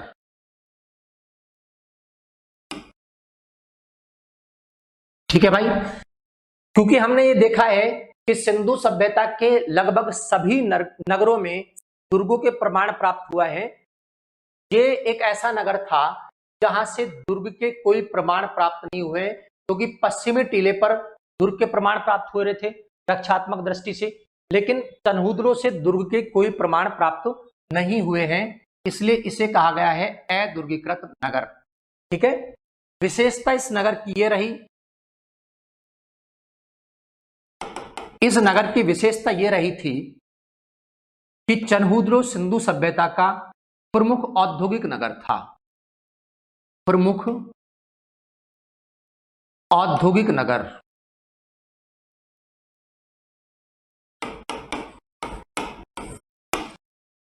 तो अपवाद है अदुर्गीकृत नगर और प्रमुख विशेषता है प्रमुख औद्योगिक नगर। ठीक है, अच्छा आगे हम देखते हैं इसके उत्खनन और खोज के बारे में। चनहूदड़ो की जो खोज हुई, चनहूदड़ो की खोज की गई 1931 ईस्वी में एनजी मजूमदार, एनजी मजूमदार, नन्नी गोपाल मजूमदार, जिनकी बाद में हत्या कर दी गई किसी लुटेरे ने, एनजी मजूमदार ने इसकी खोज की और इसका उत्खनन कार्य हुआ चनहूदड़ो का, वो हुआ 1935 में। 1935 में अर्नेस्ट मे के द्वारा इसका उत्खनन कार्य हुआ। ठीक है, अब यहां प्राप्त अवशेष की हम बात कर लेते हैं। चनहूदड़ो से जो प्राप्त अवशेष है, देखिए प्रमुख औद्योगिक नगर था वो, और औद्योगिक नगर था तो बहुत सारे उद्योग वहां से प्राप्त हुए हैं।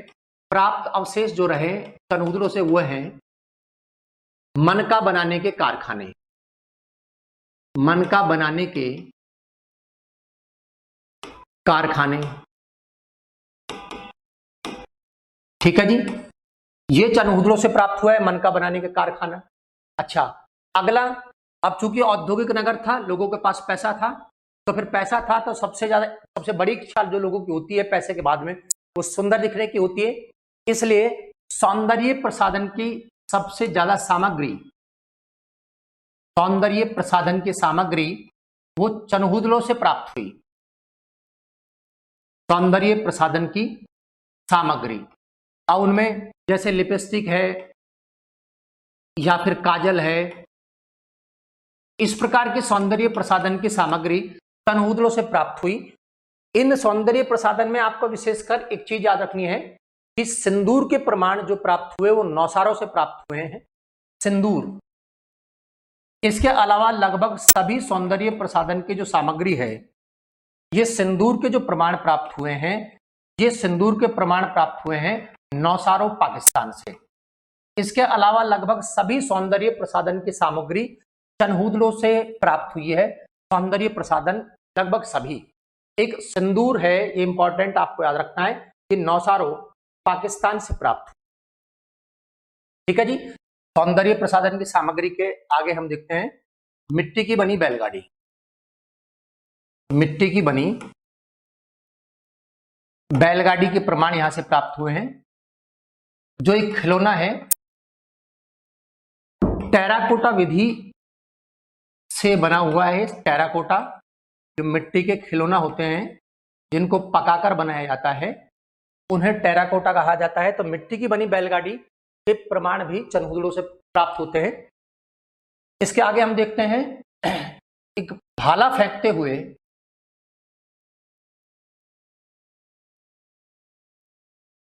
भाला फेंकते हुए, भाला फेंकते हुए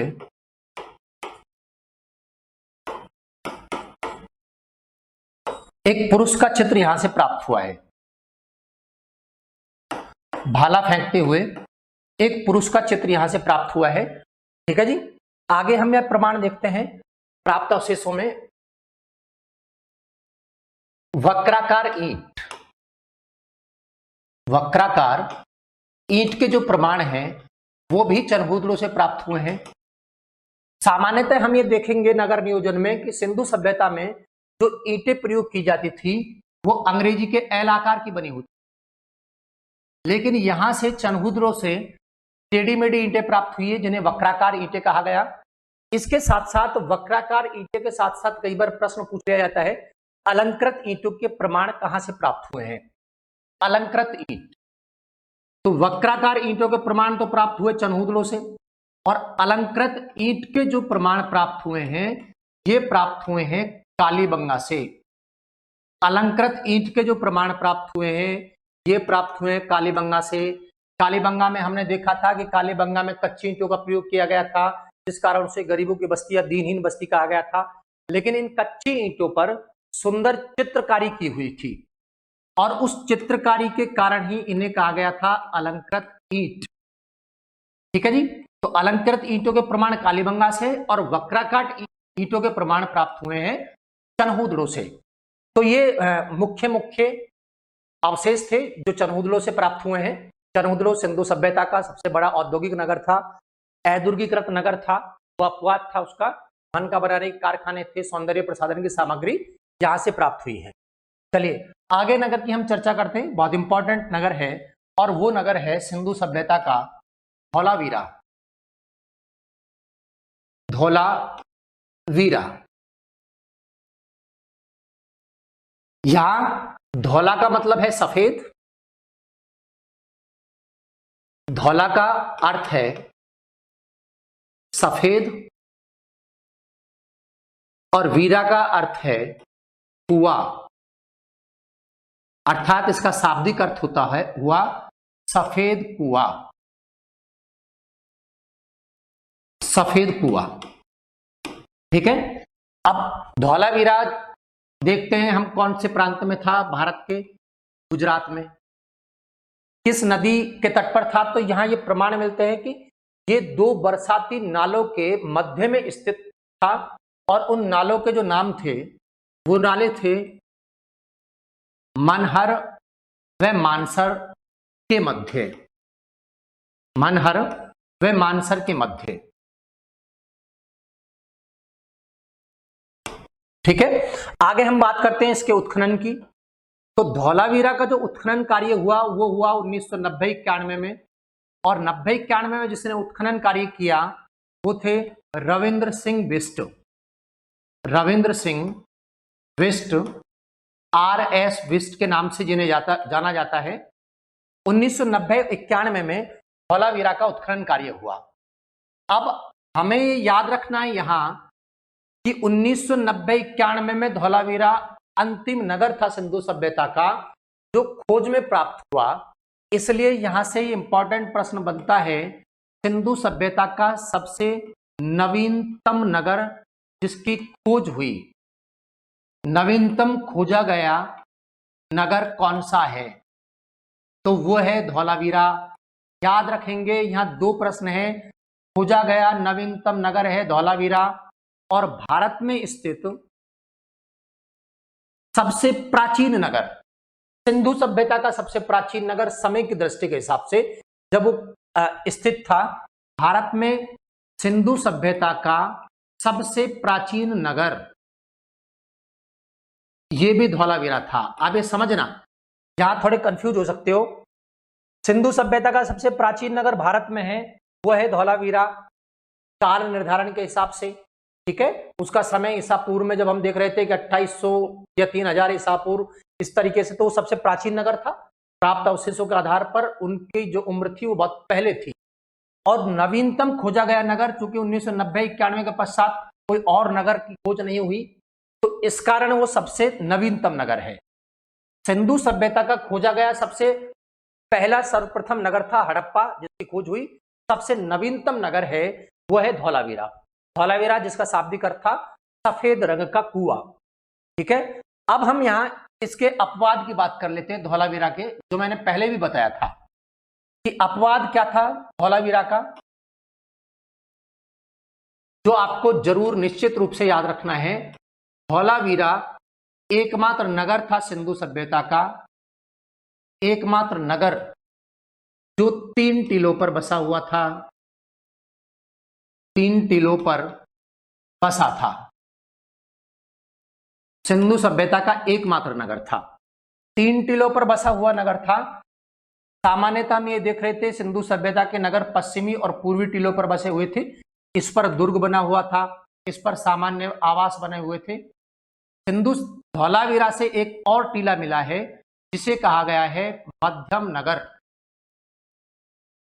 या अवम नगर।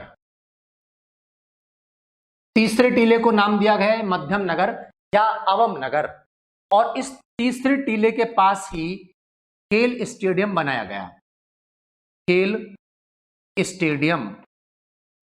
तो यह अपवाद आपको जरूर याद रखना है धौलावीरा का।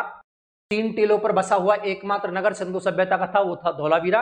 अब हम यहां इसके प्राप्त अवशेषों की चर्चा करेंगे धौलावीरा की, कि वहां से अवशेष कौन कौन से प्राप्त हुए। और प्राप्त अवशेषों में हम देखते हैं धौलावीरा से जो अवशेष प्राप्त हुए वो सबसे इंपॉर्टेंट है खेल स्टेडियम के प्रमाण, खेल स्टेडियम के प्रमाण। ठीक है जी, जो तीसरे टीले के पास से मिले।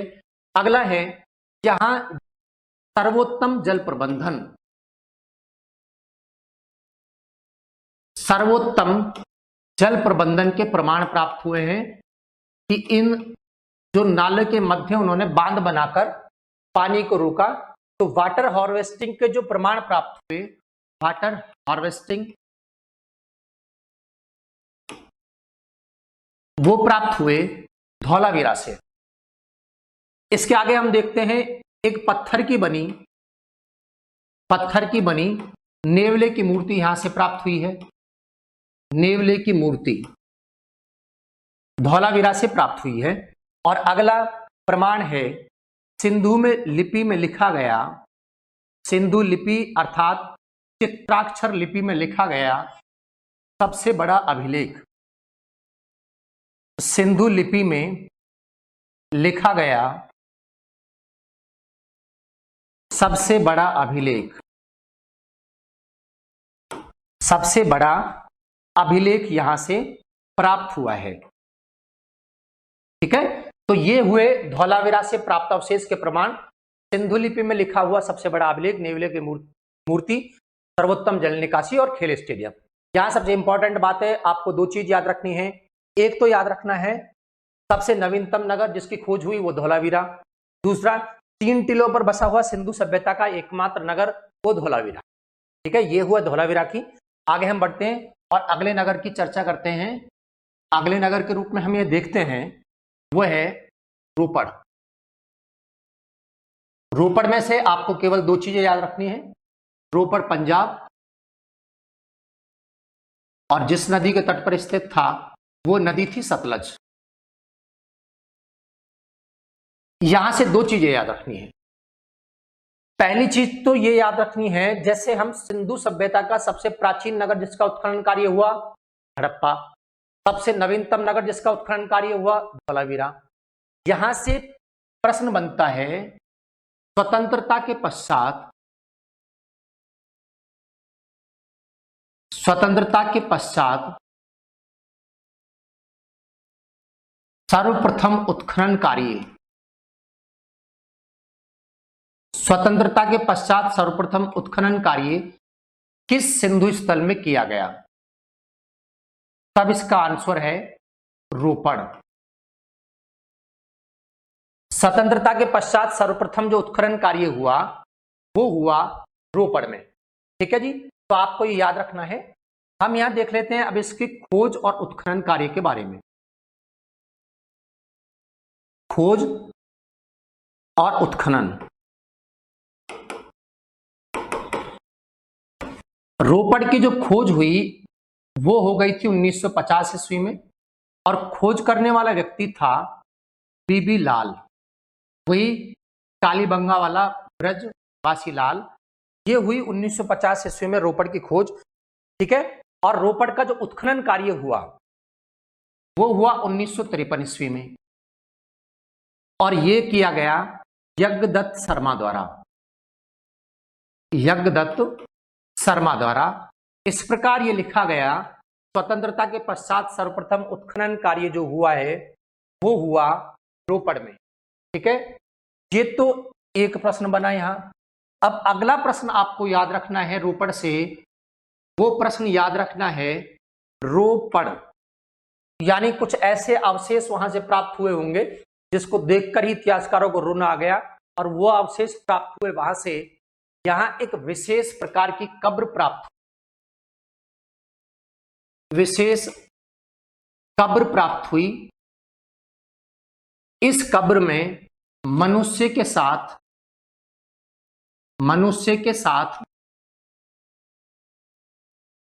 कुत्ते को दफनाया गया, मनुष्य के साथ कुत्ते को दफनाया गया। इस प्रकार मनुष्य के साथ कुत्ते को दफनाने के प्रमाण किस सिंधु स्थल से प्राप्त हुए, तो वो याद रखना है आपको रोपड़। रोपड़ में से दो ही इंपॉर्टेंट प्रश्न आपको याद रखने हैं, स्वतंत्रता के पश्चात सर्वप्रथम उत्खनन कार्य रोपड़ में, और मनुष्य के साथ कुत्ते को दफनाने के प्रमाण रोपड़ से प्राप्त। ठीक है, तो ये रोपड़ हुआ। अब ये छोटे छोटे नगरों में दो दो लाइन आपको याद रखनी है। अगले नगर की हम चर्चा करते हैं वो है सुरकोटड़ा। सुरकोटड़ा, और सुरकोटड़ा केवल इसलिए याद रखना है, सुरकोटड़ा यानी घोड़ा, अर्थात घोड़े के बारे में ही प्रश्न यहां से पूछा जाएगा। सुरकोटड़ा गुजरात। उत्खनन कार्य जो हुआ वो 1964 में हुआ, जगपति जोशी द्वारा किया गया, जगपति जोशी द्वारा सुरकोटड़ा में उत्खनन कार्य किया गया था। मैंने कहा सुरकोटड़ा को केवल इसलिए याद रखना है, सुरकोटड़ा यानी घोड़ा, अर्थात यहां से घोड़े की अस्थियां प्राप्त हुई। इतिहासकार जब ये कह रहे थे कि सिंधु सभ्यता के लोग घोड़े से परिचित नहीं थे, तब इतिहासकारों ने यह प्रमाण दिया कि सिंधु सभ्यता में घोड़े की अस्थियों के प्रमाण प्राप्त हुए, घोड़े की मृण मूर्ति प्राप्त हुई है। इस आधार पर कुछ इतिहासकार ये मानते हैं कि सिंधु सभ्यता के लोग घोड़े से परिचित थे। तो घोड़े की जो अस्थियां प्राप्त हुई, घोड़े की अस्थियां वो प्राप्त हुई हैं सुरकोटड़ा से। इंपॉर्टेंट प्रश्न है, सुरकोटड़ा यानी घोड़ा। पहला प्रश्न तो घोड़े के बारे में, ये घोड़े की अस्थियां हैं सुरकोटड़ा से। अच्छा, दूसरा प्रश्न आपको याद रखना है घोड़े से संबंधित, घोड़े की जो मृण मूर्ति है, घोड़े की मृण मूर्ति यानी मिट्टी की बनी मूर्ति, ये प्राप्त हुई है लोथल से। ठीक है जी, घोड़े की मृण मूर्ति लोथल से और घोड़े की अस्थि प्राप्त हुई है सुरकोटड़ा से। ये एक ही चीज सुरकोटड़ा से आपको याद रखनी है, घोड़े की अस्थियां सुरकोटड़ा से, ठीक है, और घोड़े की जो मृण मूर्ति प्राप्त हुई है वो प्राप्त हुई है लोथल से। एक और अवशेष आपको यहां देख लेना है सुरकोटड़ा में, वो है यहां से 4 कलश समाधान, कलश समाधान जिनका हम आगे अध्ययन करेंगे। व्यक्ति की मृत्यु के पश्चात 4 कलश समाधान के प्रमाण। कलश समाधान क्या है? व्यक्ति की मृत्यु के पश्चात उसकी आभूषण या प्रिय सामग्री को कलश में यानी घड़े में भरकर उसके साथ दफना दिया जाता था, जिसे कलश समाधान कहा गया। ऐसे 4 कलश समाधान के प्रमाण जो वो सुरकोटड़ा से प्राप्त है। ठीक है, तो इससे अगला नगर हम देखते हैं और अगले नगर के रूप में हम यह चर्चा करेंगे बनावली की। बनावली जो हरियाणा के हिसार जिले में स्थित था, हिसार हरियाणा। इसका उत्खनन कार्य हुआ 1974 में, 1974, और ये किया आर.एस. बिष्ट द्वारा। आर.एस. बिष्ट जिन्होंने धौलावीरा का उत्खनन कार्य किया गया था। बनावली की हम ये चर्चा करते हैं। बनावली में से आपको 2 चीजें याद रखनी है। बनावली में एक तो ये याद रखना है कि इसे समृद्ध लोगों का नगर कहा जाता था। बनावली में जो आवास प्राप्त हुए हैं उन आवासों में शौचालय के प्रमाण, रसोई घर के प्रमाण, सोने के आभूषण, राजवर्ध मणि के आभूषण, ठीक है, ये कीमती कीमती धातु वस्तु और एक उच्च किस्म का नगर नियोजन या आवास प्रमाण यहां से प्राप्त हुआ है। इसलिए बनावली को कहा गया है समृद्ध लोगों का नगर। समृद्ध लोगों का नगर बनावली को कहा गया है, समृद्ध लोगों का नगर। ये बनावली का उपनाम है, समृद्ध लोगों का नगर। ठीक है जी। प्राप्त अवशेष में यहां देखते हैं हम, बनावली से प्राप्त अवशेष में आपको 2 चीजें याद रखनी है। एक तो मिट्टी का बना हुआ हल। अवशेष में आपको बनावली से 2 चीजें याद रखनी है, मिट्टी का बना हुआ हल, यह भी एक खिलौना है टेराकोटा विधि से जो बनाया गया, मिट्टी का बना हुआ हल, और दूसरा यहां से प्राप्त हुआ है उत्तम किस्म के जौ। उत्तम किस्म के जौ। ठीक है जी। 2 प्रमाण यहां से बनावली से प्राप्त हुए हैं, यह आपको याद रखना है। और फिर अब हम करते हैं अंतिम नगर की चर्चा। और अंतिम नगर वो जो सिंधु सभ्यता के सबसे दक्षिण में स्थित था, और वो दक्षिण में दक्षिणतम बिंदु था जैमाबाद। जैमाबाद महाराष्ट्र में। हमने देखा कि महाराष्ट्र में प्रवरा नदी के तट पर स्थित था प्रवरा। यहां से आपको एक अवशेष के रूप में एक चीज याद रखनी है, केवल एक चीज। ये दक्षिणतम नगर था, ये हम चर्चा कर चुके थे, प्रवरा नदी के तट पर। यहां से तांबे का बना हुआ एक रथ प्राप्त हुआ है, तांबे का बना हुआ रथ, जिसे एक नग्न पुरुष, जिसे एक नग्न पुरुष चला रहा है, जिसे एक नग्न पुरुष चला रहा है। तो पहली बात तो आपको ये याद रखनी है दैवाबाद से कि वो रथ जो है बना हुआ वो तांबे का बना हुआ है। ठीक है, तो ये चीज हमें याद रखनी है कि दैवाबाद से हमें एक रथ प्राप्त हुआ है और दैवाबाद से जो रथ प्राप्त हुआ है वो रथ तांबे का बना हुआ है, जिसे एक नग्न पुरुष चला रहा है। तांबे का बना हुआ एक रथ प्राप्त हुआ है जिसे एक नग्न पुरुष चला रहा है। तो ये चर्चा जो हुई, ये सभ्यता के प्रमुख नगरों की चर्चा, सामान्यतः मोटे तौर पर हमने प्रमुख नगरों का अध्ययन यहाँ किया है। और ये प्राप्त अवशेषों में जो मुख्यतः हैं वो सभी प्राप्त अवशेष आपको इंपॉर्टेंट लिखवा दिया गया है। लेकिन फिर भी जो भी अवशेष हैं, जैसे हम आर्थिक अवस्था पढ़ेंगे तो आर्थिक अवस्था में और सामाजिक या धार्मिक अवस्था में और चीजों का अध्ययन हम आगे करेंगे। ठीक है जी, तो ये हमने प्रमुख नगरों का अध्ययन आज यहाँ किया। आज के लिए इतना ही, बहुत बहुत धन्यवाद।